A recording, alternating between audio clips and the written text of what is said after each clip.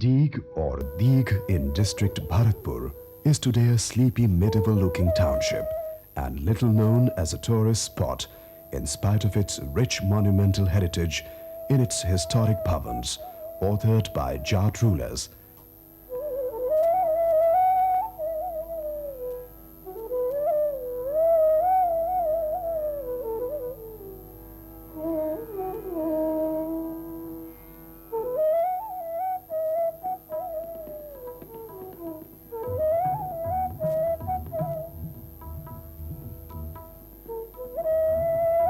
Although now included within the political boundaries of the state of Rajasthan, it culturally forms a part of the sacred Braj Bhumi, or the land of Braj, traditionally associated with Krishna, the prince of cowheads and God incarnate, and his kinsmen, the Yadavs, who are claimed by the Jat community of the area as their ancestors.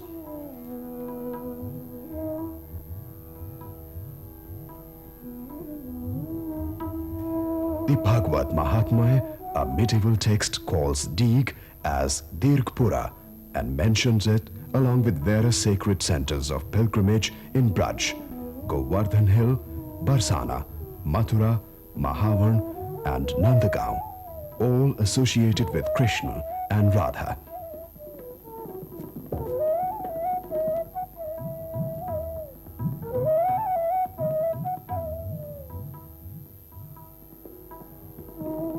Lingually too, Deeg forms a part of a Braj-speaking area, and due to all such reasons, Somnath, an 18th century poet of Bharatpur, while describing the building complex of Deeg, pays his homage to holy Braj.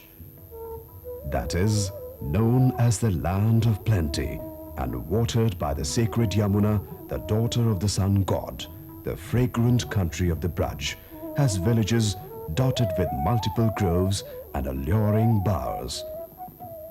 It is this holy land that is always alive in the heart of the poet Somnath, because its dust crushes the sins, and therefore the people also refer to the very soil Braj as a remover of the sorrows.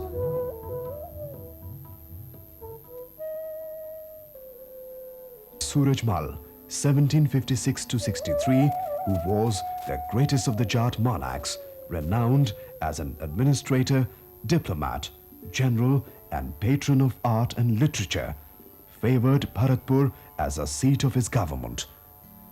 Yet he did not neglect Deeg, which henceforward functioned as a second capital of the kingdom. At Deeg, he commenced the construction of the famous garden retreat, also known as a Bhavan complex, under a well-conceived plan towards the latter part of his reign.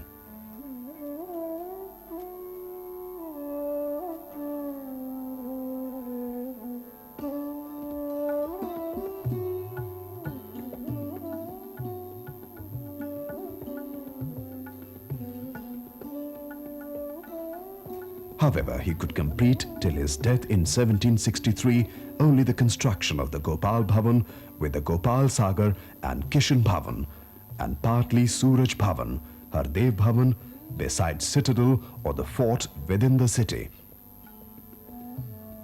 It is said that for building these fine structures, the ruler received a huge sum of money from Ghaziuddin, Imad-e-Mulk, a deposed Mughal Wazir and a close friend of Surajmal.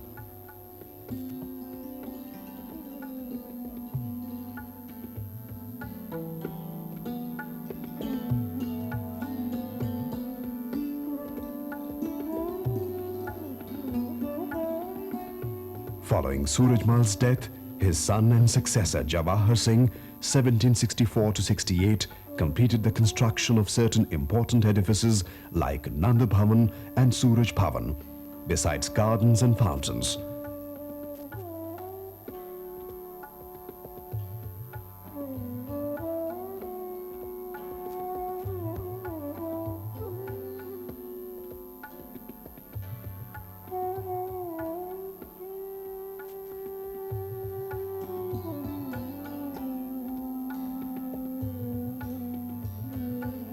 In a few of his building, he utilized a rich material belonging to some of the Mughal structures. Architecturally connected with the Shah Jahani style of Mughal art, the Bhavan complex successfully combines within it the tradition of Jal Mahal, water palace, and the Mughal concept of the Garden of Paradise, with pavilions, fountains, flower plants and trees.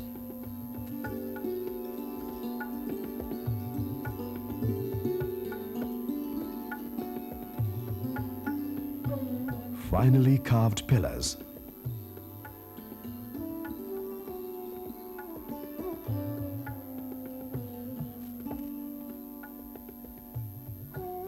double eaves,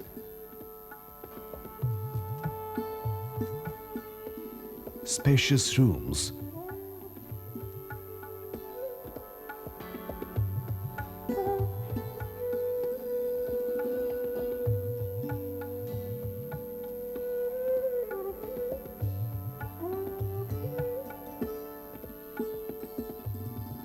finished appearance, attractive mediums of water display, and charming treatment of the garden are some of the noteworthy features of this royal retreat.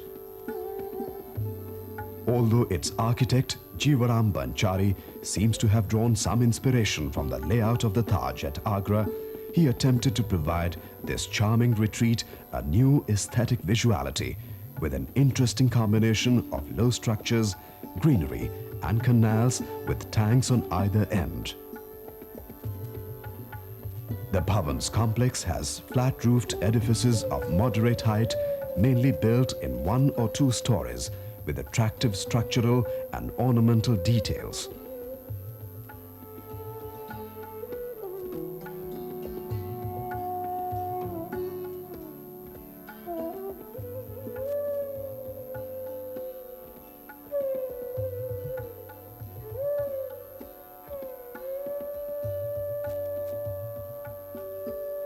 The material used in the construction of the historical building of Deeg comprises langkori, or small and thin bricks, rubble, lime mortar, as well as plaster of coarse and refined varieties and pinkish sandstone employed as external veneer and in carving out the pillars, brackets, fountains, etc. It has been quarried from Bansi and Paharpur mines in the Bharatpur district.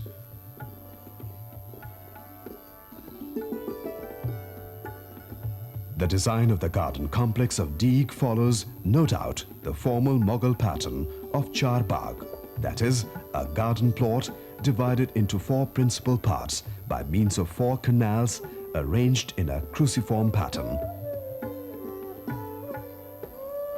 A conspicuous feature of the whole design is the sunken character of the garden, with considerable depth, which provides a charming view of the formal landscape from the surrounding terrace levels, showing prominently the top of plants and flowers.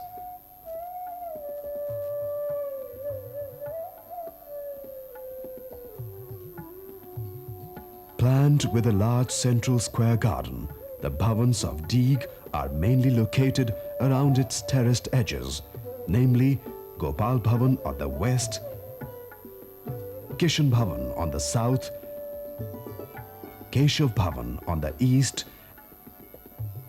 and Nand Bhavan on the north. Suraj Bhavan and Hardev Bhavans are located on the southwestern corner of the quadrangle. The main entrance to the complex is from Singhpal or Lion Gate, close to the northwestern corner, which appears to be addition made after Suraj Mal's death and left incomplete. A conspicuous feature of this gate is the figure of lions, carved within the thick arabesque designs on spandrel of the entrance arch.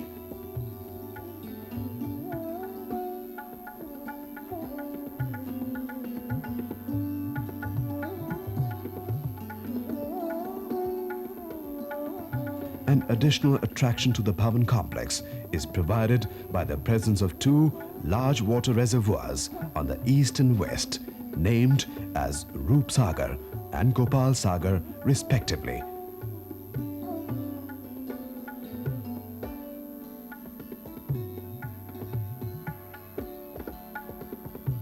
Gopal Bhavan is the principal palace in between the garden and Gopal Sagar, bearing a graceful exterior marked by double eaves, charming openings, a central projection, and spacious and well-lighted interior.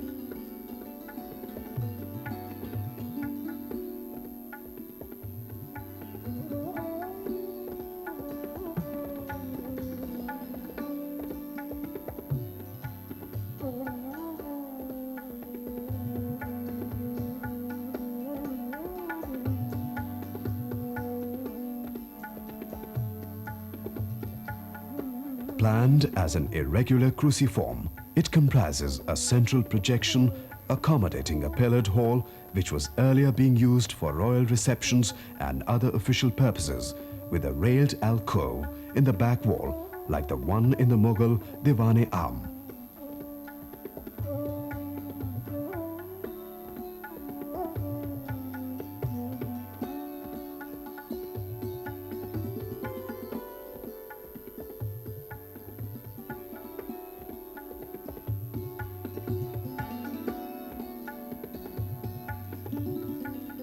There are well-built rooms and smaller halls on the sides, and at the back, some of them even contain fountains.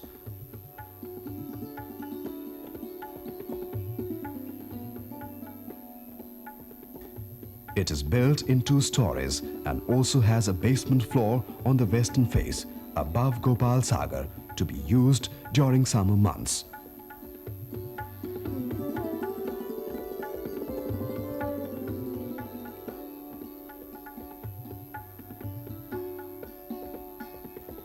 The side wings of Gopal Bhavan have been designed as purely residential suites.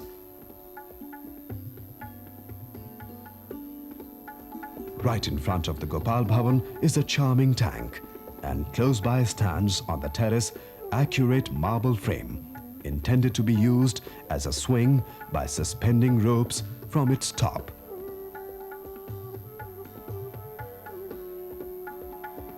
It bears a Persian inscription mentioning Shah Jahan and his 4th regnal year.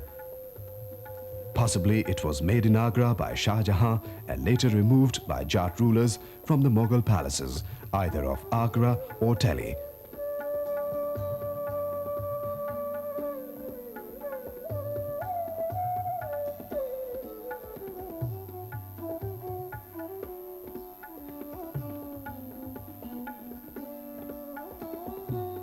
Flanking the main building of Gopal Bhavan are 2 charming pavilions known as Sawan Bhado, symbolizing the romantic raining season associated with cultural ethos of Braj.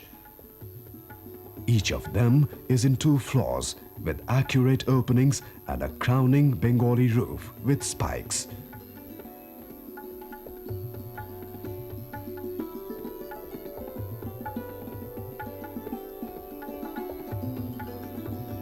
The base of the lower half in each case is marked by projecting arched veranda with a bracketed base providing a resemblance to a floating boat with a cabin.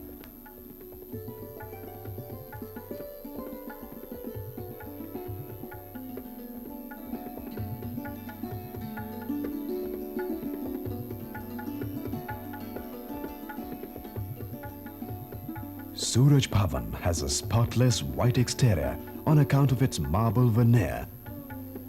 A single-storied square structure consists of a central chamber with 4 low cells and connecting corridors, all externally encircled by a pillared veranda with 5 arched openings on each side and small rooms at the corners.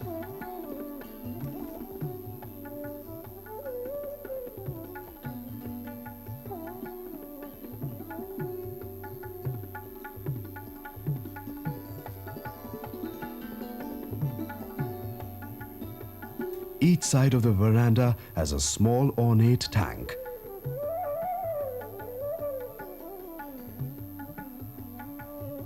A distinct decorative feature of this mansion is the presence of rich portraiture panels bearing colorful flower plants, illustrating Mughal workmanship.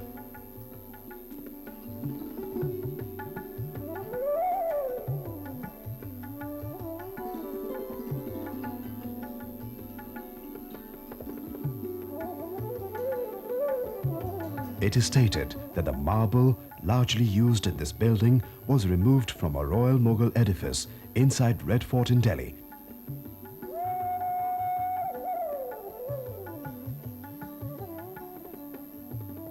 To the further south of Suraj Bhavan is Hardev Bhavan, built in a sample style with decorative chhatri topped by a Bengali or curved roof.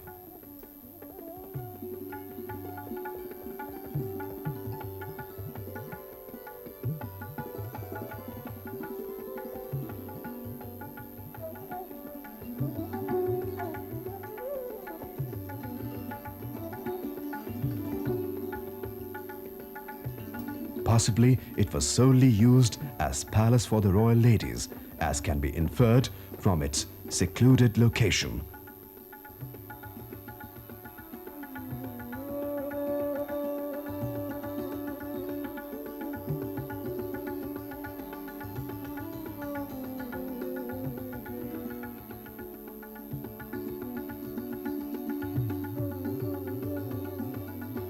Almost in the center of the southern garden terrace stands Kishan Bhavan, a pretentious structure with a panelled facade, nearly 9 meters in height, with 5 archways leading to the interior.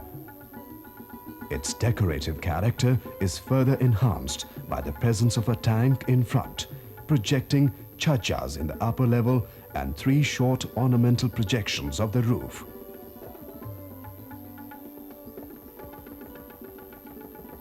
The interior consists of a large arcaded hall with an ornate balcony in the back wall and rooms on the sides.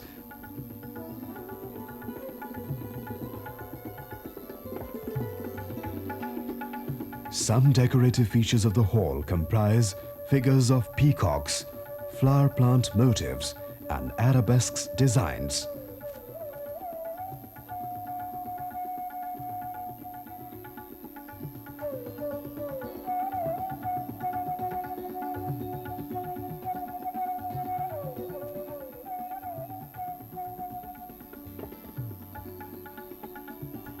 To supply water to the gardens, canals, chutes and hundreds of fountains of the Bhavan complex, its authors built a large overhead tank, 40.35 meters by 31.70 meters, with a 2-meter depth at the level of the roof of Kishan Bhavan on massive arches. The walls of the reservoir contain numerous holes connected with pipeline providing water to different sets of fountains.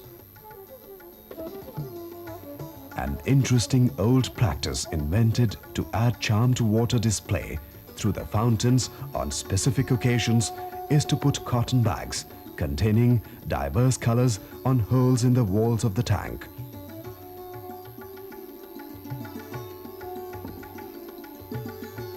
This device turns the whole area into a wonderful land with fountains discharging multicolored water.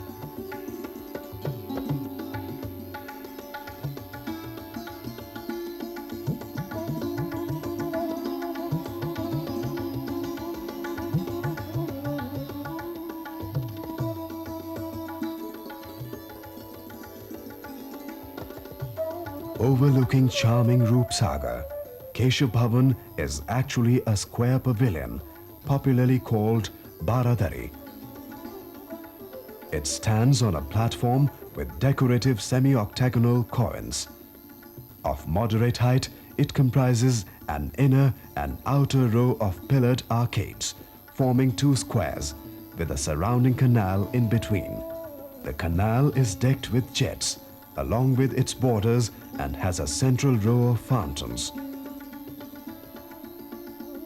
Keshav Bhavan has a double roof, which was once used for creating artificial thunder of clouds by means of heavy stone balls placed on the lower roof, which used to move by means of water pressure passing to the top through some hollow pillars and creating thereby a thundering sound.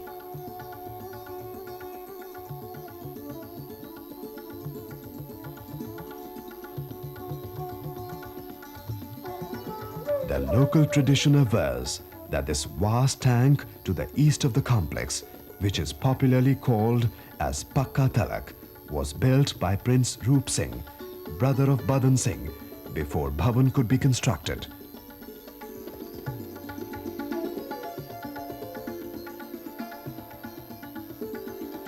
It forms a square of 82 meters and has a depth of about 6 meters. It looks most fascinating on account of its bathing ghats.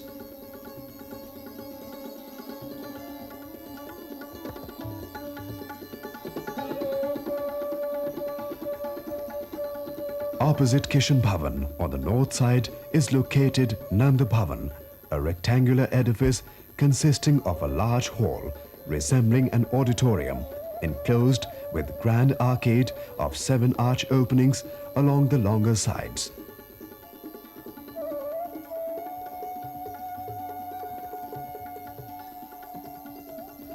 The shorter sides have narrow-walled wings with alcoved balconies.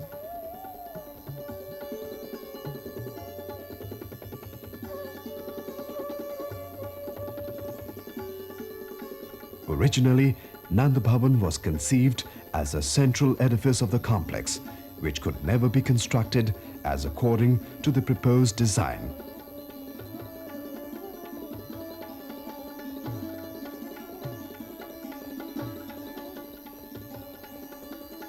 Close to the southern side of Bhavan is grand and massive Haveli, known as Purana Mahal, built by Badan Singh, the predecessor of Suraj Mal. Its striking features are the rooms arranged around its 2 inner courts and crowning chhatris, each with a curved roof.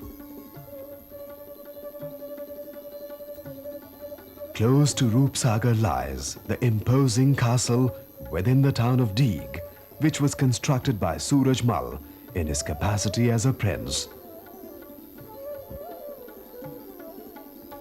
Thus, the monuments of Deeg narrate silently a tale of members of a village community who, from level of ordinary cultivators, turned themselves into remarkable builders and patrons of arts and made significant contribution to the culture of Braj Bhumi.